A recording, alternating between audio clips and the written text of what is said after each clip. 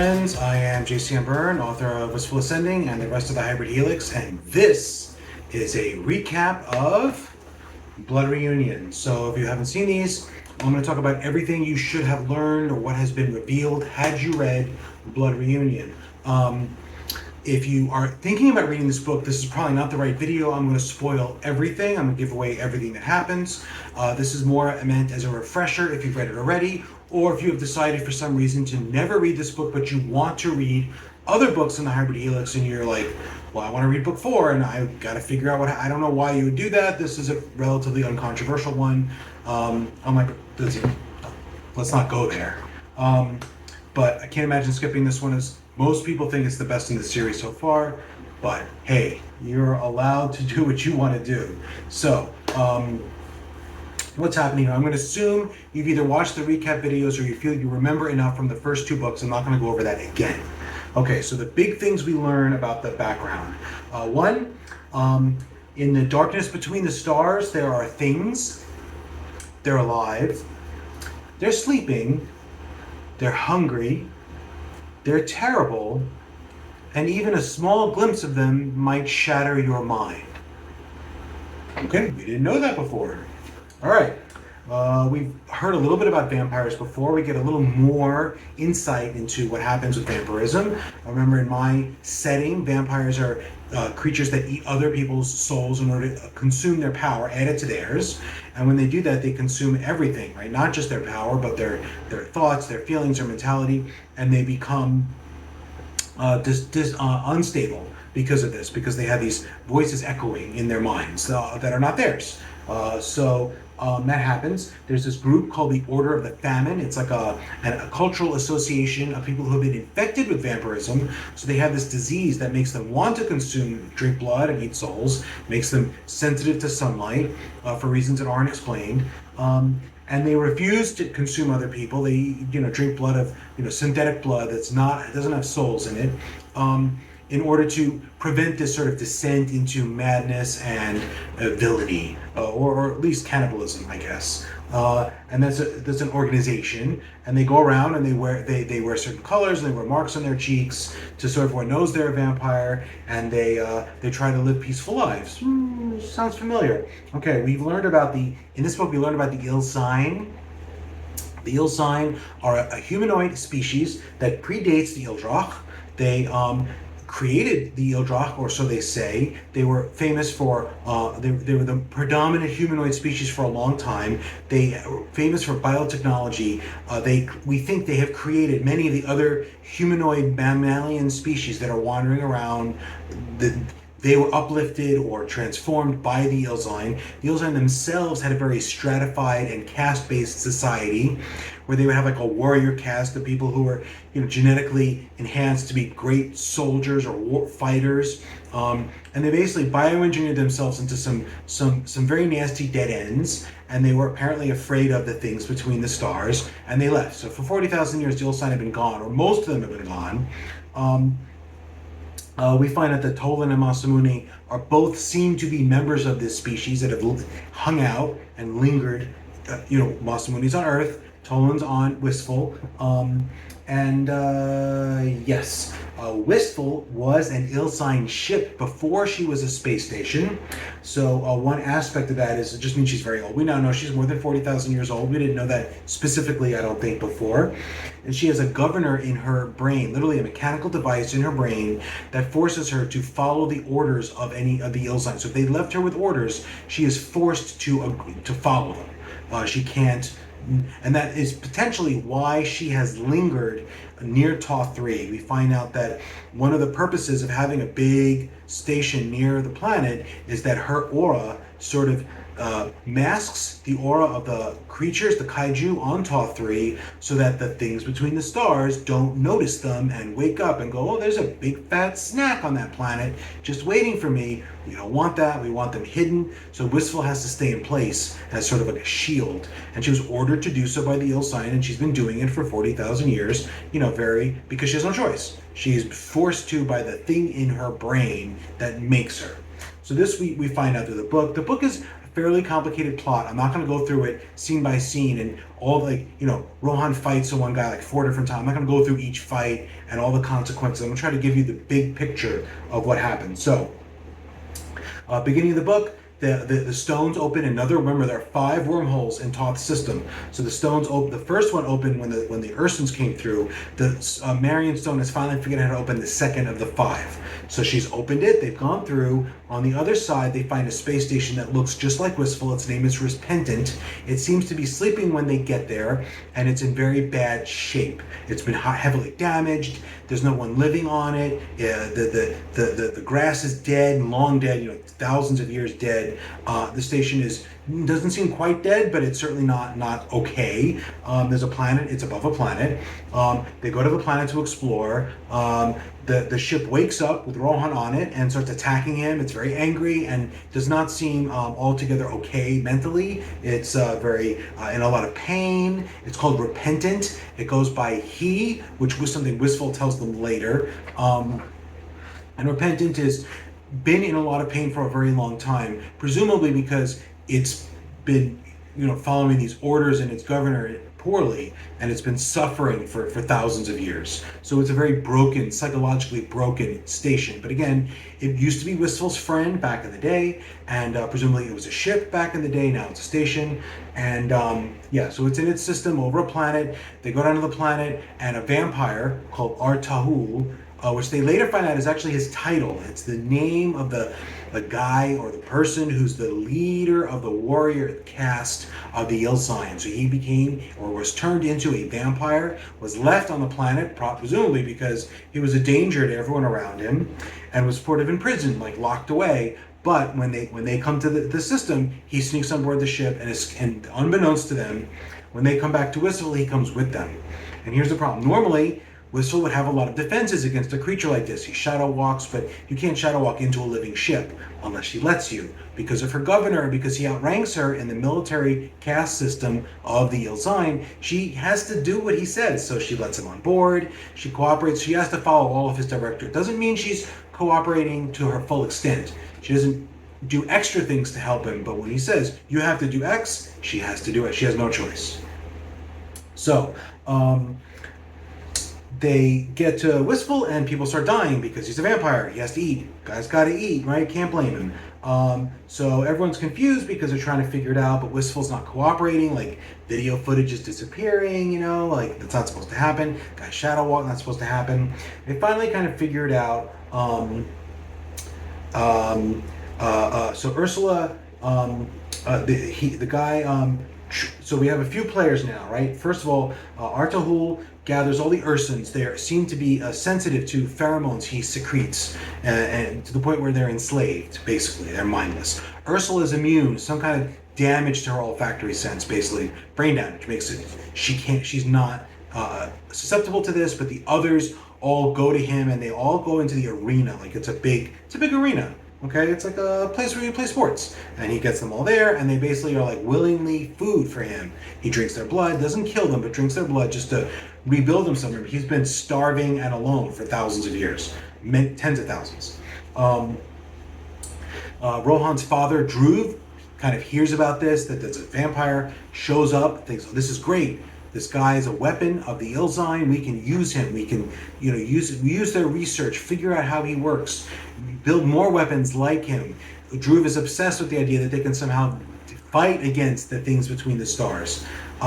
So he wants to use Artahul for his own reasons. So he comes by and he brings Nora with him. Nora, if you've read my short story, Foreign Powers, she's the character who Rohan used as a tour guide on Fago City, on Andivar. She's hired by Druv. She doesn't know why, but he hires her because he's like, well, if I hire this woman that my son knows, my son will talk to me. Because Druv knows that Rohan doesn't want to talk to him. But Rohan does, and reluctantly. Druv has a wife named Sigrun, who's from the Ice Colony. We've seen people from the Ice Colony before, so she's human, just from another planet. Druv is, so now we have a period of time where Rohan fights Artahul a few times to try to save the Ursans and the rest of the station. A fleet comes from the Ildroch. They know there's a vampire on board. They know he's super dangerous. they need him dead. They're like, you either kill him or we're gonna blow up the whole station, because we can't have a very powerful, very ancient vampire running around. He will destroy Wistful potentially, or cause havoc, or wake up the old, the things between the stars. We don't know. We can't have this super powerful thing there. It's not okay. So the Ildrak are threatening to destroy the station. Rohan convinces them to back off temporarily. Wistful, like I said, is controlled by her governor.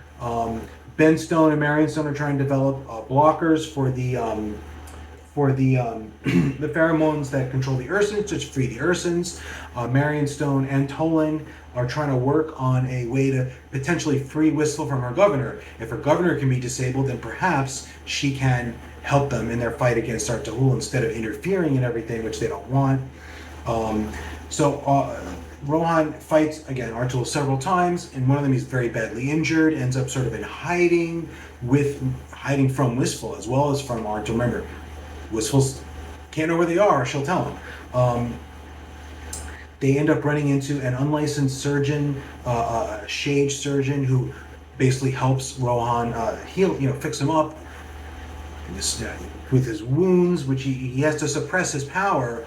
So he's not healing well. It's suppress his power, because if he doesn't, Artahul will know where he is, because he's a little bit sensitive that way. So those are the big storylines. At one point, Rohan wants to go back to the planet under Repentant and see if he can fix up the prison. He really doesn't want to kill Artahul. He wants to sort of rehabilitate him somehow.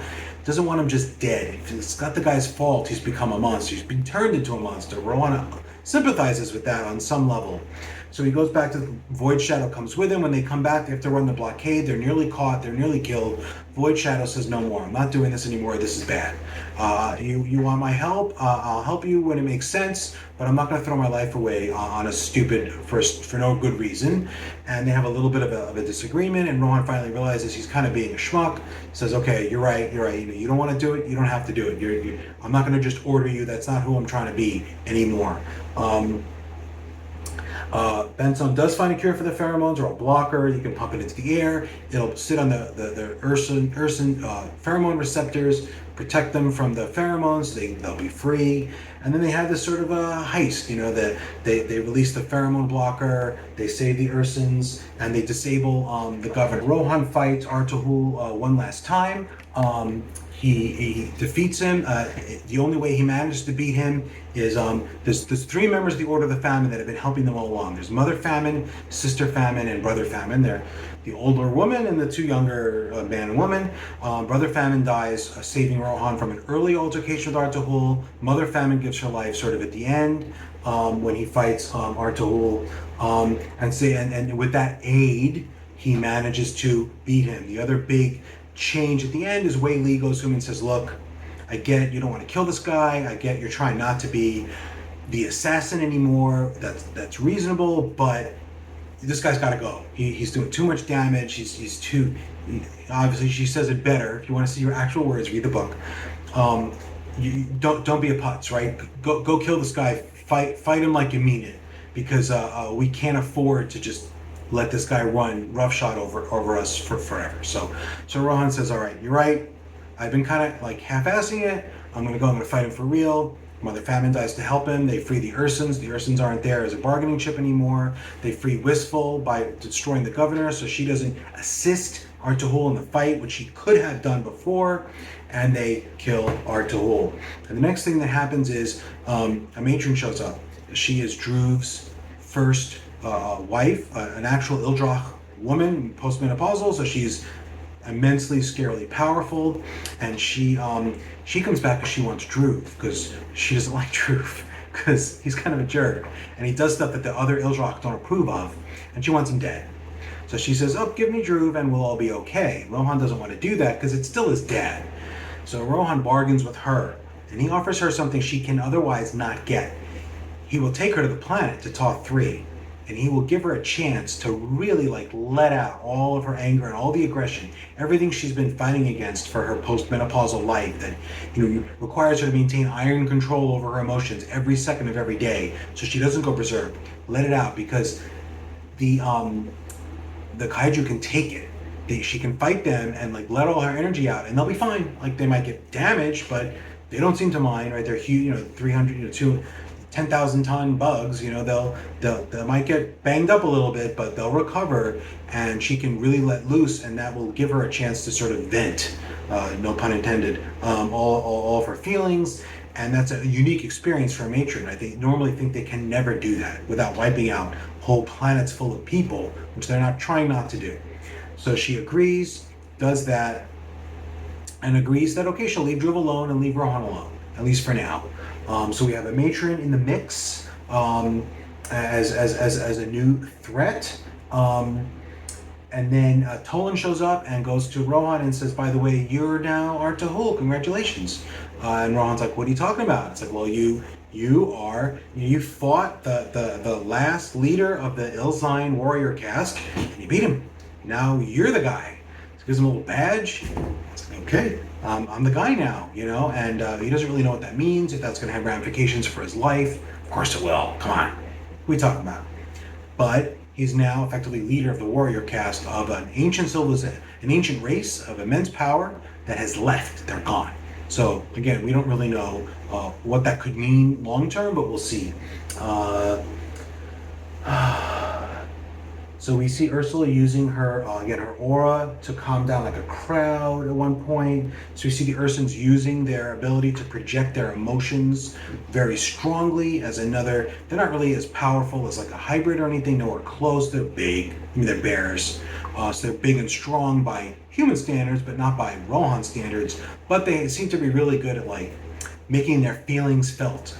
So that we're seeing more of that develop as Ursula deliberately calms down a crowd at one point to do that. We see learn more about some of the back alleys of Wistful, that behind the facades of the residential buildings there are sort of secret tunnels and uncharted areas where people live sort of, I don't want to say off the grid, but unofficially, and Wistful seems okay with that. So they're relatively poor people don't want to be found, people don't want to be noticed, living in the back alleys of these residential areas on Wistful, like away from the promenade. So you got the promenade, then you got row of buildings in the back of the building, so towards the space side.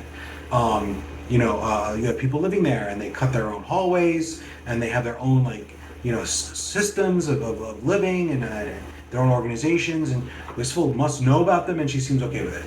And that's happening. I don't think presumably Wei Li knew about this before. She did know about this before, but the readers, I don't think, were aware. And that is the gist of what is happening. So Artahul, his big things are he could shadow walk, which means that's how he got on the station. Normally, again, you couldn't shadow walk onto a living station, but because of the governor, he said, let me on, and she had no choice but to let him on. And yeah, we see a lot more about Druv. Druv is Rohan's dad, so he presents as, we don't really understand what happens with the Ildrak, but the Ildrak males, they go in hiding on planets. They pretend to be whatever species they're mating with, so he looks like a human dude, right? He looks like a human male. He looks South Asian, because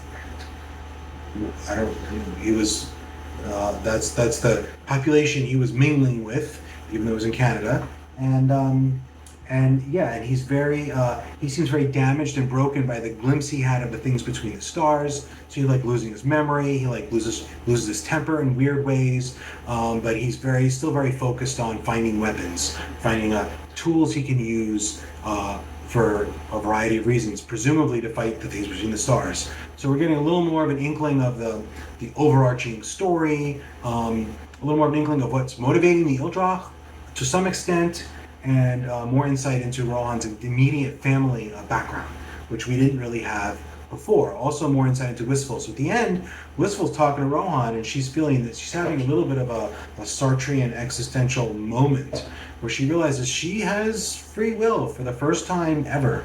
She was basically born with this governor in her head that meant she had to follow the orders of the Ilzine. She had literally, it was mechanical. She had no choice. And now she can do whatever she wants. Like, what should I do? And he's like, welcome to humanity, right? None of us know what to do. Most of us have to deal with not having a restrictor, right? Most of us know we can do anything. So what do we do? So foreshadows a struggle, maybe not a struggle, but things she's going to have to work through as time goes on. Okay, so that was Blood Reunion recap. I think that was all of the things you need to know about what happened in that book. There aren't a ton of new characters introduced. There's Brother, Sister, and Mother Famine. Sister Famine is the only vampire that survives, and she and Rohan they flirt a little bit, and she kind of doesn't like him because maybe she does like him, and nothing really comes of that, so nothing came of that. The other two die of their own will. You know, they willingly sacrifice themselves to help stop this ancient vampire. That's in accordance with their precepts. There's a Shage, surgeon, drug addict, and unlicensed doctor in the back alleys of Wistful who helps Rohan but really doesn't want to because she hates hybrids with a passion because hybrids destroyed her home. She's from Zahad, the system that Rohan destroyed. Which is part of how we got the titles, the Scourge of Zahad. So there's an antipathy there, but she helps him because she realizes, you know, if she doesn't, everyone else will die too. So best bad choice for her, and really nothing else happens with her in the storyline. And we find Void Shadow still calling Rohan captain, but they're trying to work out a working relationship where he doesn't order her to do things.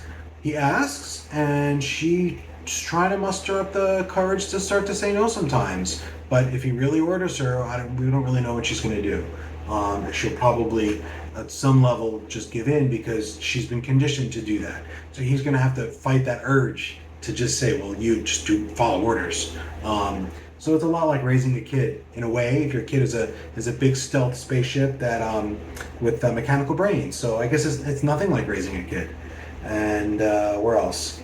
I think that's it. I took a bunch of notes to try to get everything from the book into this video, and I feel like I missed some stuff. It's a complicated book in terms of the plot. It's very there's a lot of things happening, and we find out that Rohan likes watching this show called Swords of Lucor, which is just like a serialized holodrama, and one of the vampires, Brother Famine, was also from Lucor, so we find some history between them. We find some history where the Ildrak may have led a bunch of vampires over on a planet, just to see what happened as an experiment. So more indication that the Ildrak are dangerous and nasty and willing to sacrifice large numbers of people for whatever motivations they have.